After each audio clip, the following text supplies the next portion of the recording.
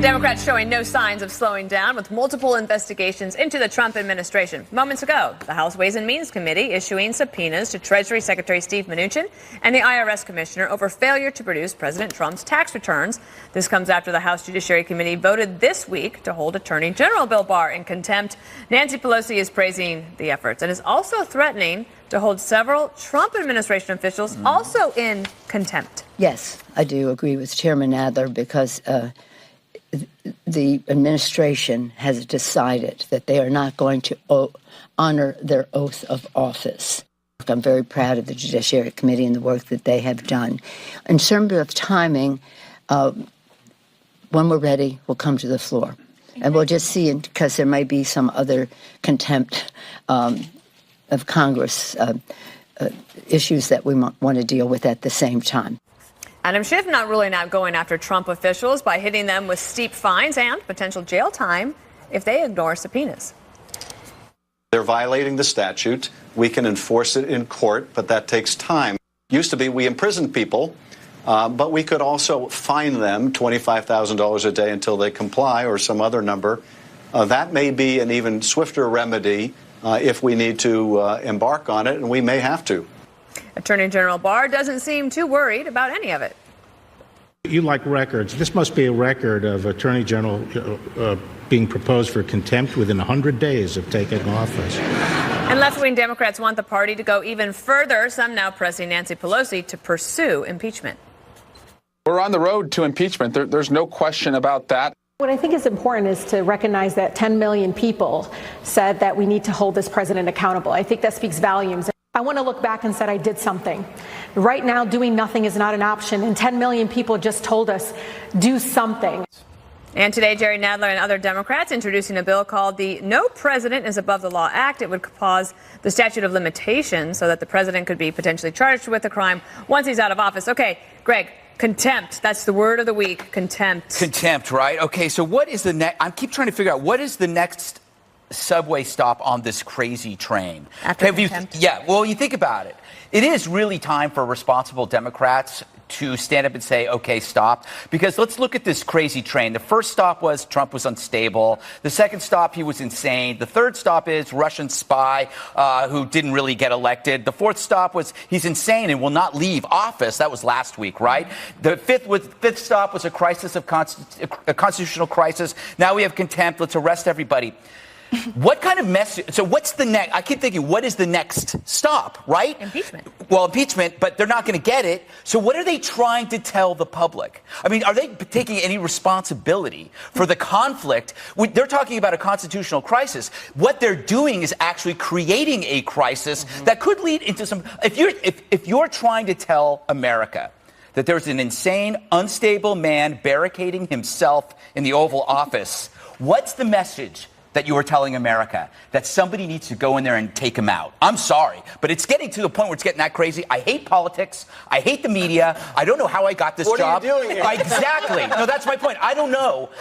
I don't know. Because they're paying you. You know, because this is a circus. This is a circus born from team sport politics, which is aided and abetted by a media that is invested in the same portfolio, which is conflict. This is all about making money. I do think the founding fathers thought that the institutions would fight against each other, not that the parties would be the ones fighting against each other and then hurting the institutions. Yeah, the Democrats have now just become freewheeling sheriffs. Greg's right. The next stop after contempt is throw your political opponents in prison. Yeah. That's where we're going here. Now, we remember the lock 'em up chants, and the Trump supporters had some fun with that, but that was just a slogan. No one ever really thought Hillary was going to prison. Adam Schiff really wants to lock people up. Hillary has Pelosi's talking about locking people up. People are talking about holding Barr in contempt and then having the sergeant of arms dragging him into jail. We've already locked up so many people on a hoax already. This hoax got Manafort locked up, Papadopoulos locked up, Gates locked up. General Flynn, a decorated hero, is now waiting to serve his sentence. People salivating over the possibility that Donald Trump Jr. might get locked up. And then James Comey last night on CNN said, well, maybe when the president finishes serving his term, we could charge him and then lock him up.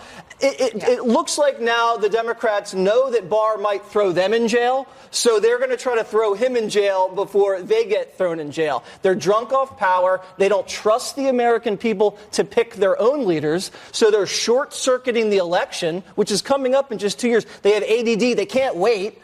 And they're just taking it upon themselves because they care more about Twitter than about the real will of the American people. But to Congresswoman Tlaib's point that there are a lot of Democrats who said we wanted to hold the president to account, and if it leads to impeachment, can Pelosi hold that back?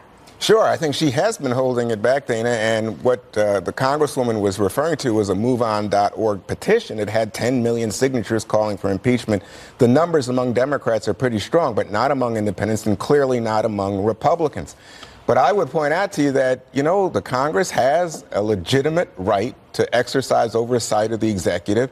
And we certainly saw that with Benghazi and Fast and Furious and IRS. I mean, this is what Republicans did. And at the time, people said, boy, that's kind of tough. But guess what? You got to play along. And some people held back documents, but there wasn't blanket refusal to cooperate, which is what we're seeing now from the Trump White House.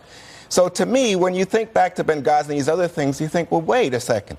What we're talking about now is a constitutional crisis in which you have the Congress versus the White House, which is the very form of our democratic government. We are talking about how America works. This is bigger than Benghazi, bigger than more people died in Benghazi. How is this bigger than Benghazi? I said this is the underpinnings of our form of government, Jesse. Why? But Americans no died. one died. No, yeah. So if we don't have a democracy, if in other words we have an autocrat, if the president that's an exaggeration. If the president can't, we actually see the dead bodies. Anyone. The dead bodies are there. Voters, that's really an exaggeration. Well, wait a second. Obama was twice elected by voters. Republicans blocked him from a legitimate nomination to the Supreme Court. And you didn't scream then. This is not a Supreme Court nomination. They're trying to get his son in prison, Juan, over a lie. They're not trying to get anybody in prison. They asked him to come back. They are. They asked him to come back because guess what he said? He knew nothing about Adam his Schiff dad. is talking about sending people to prison. No, he said that he knew nothing about construction of a Trump Tower in Moscow. Enough, Juan. There's no collusion. Okay, look, Emily, who benefits in all of this? Lawyers.